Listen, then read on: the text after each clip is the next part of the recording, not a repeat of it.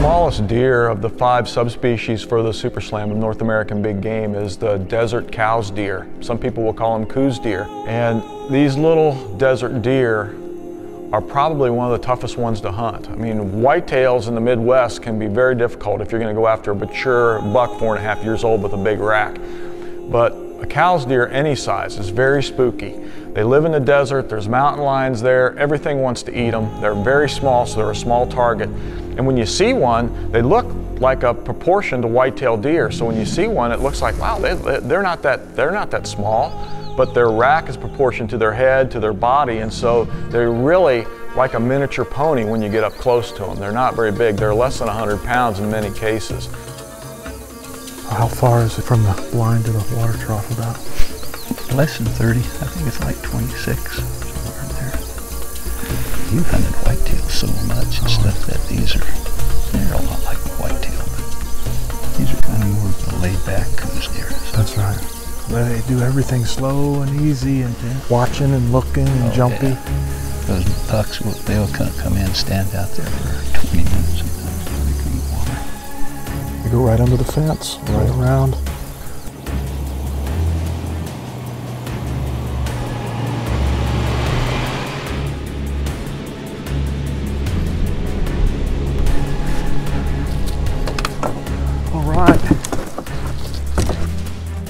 Dick Scosma at Arrow 5 Outfitters was running a special camp for bow hunters only, and he had set up ground blinds on water holes in an area that had some just phenomenal Coues deer.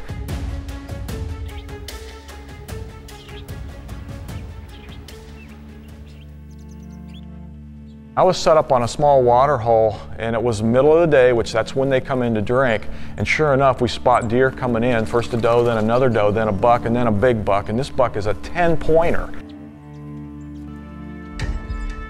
You just don't see 10-pointers. Maybe 2 out of 100 Coues deer bucks are 10-pointers.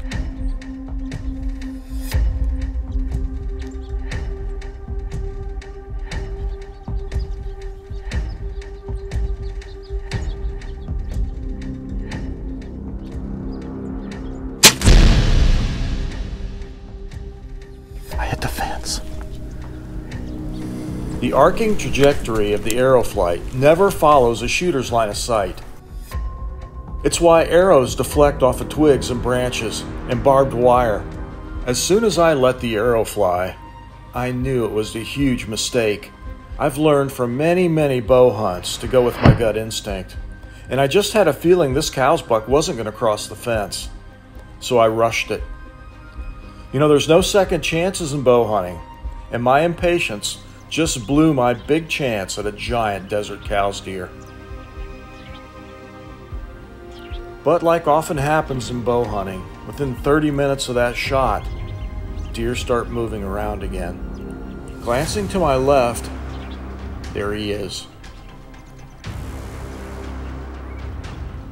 My 10-point Coues buck had returned. More cautious than ever, but still coming. He's coming back. I can't believe it.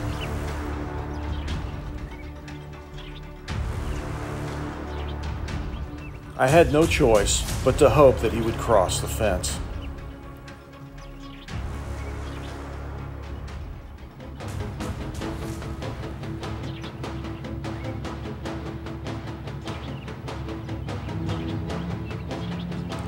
As the buck approached, does had surrounded the water hole. It was going to be tricky getting drawn with so many eyes and ears so close.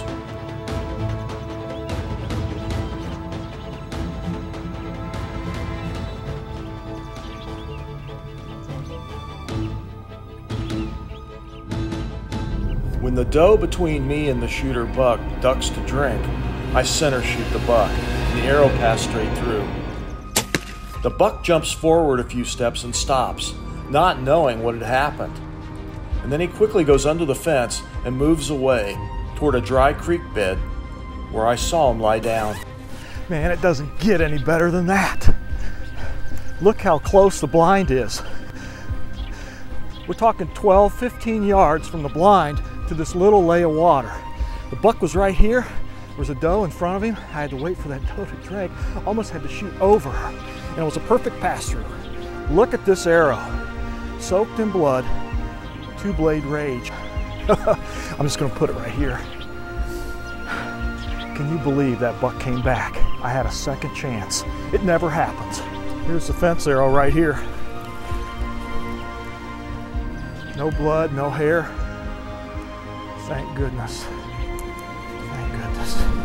He's right over here in this dry wash.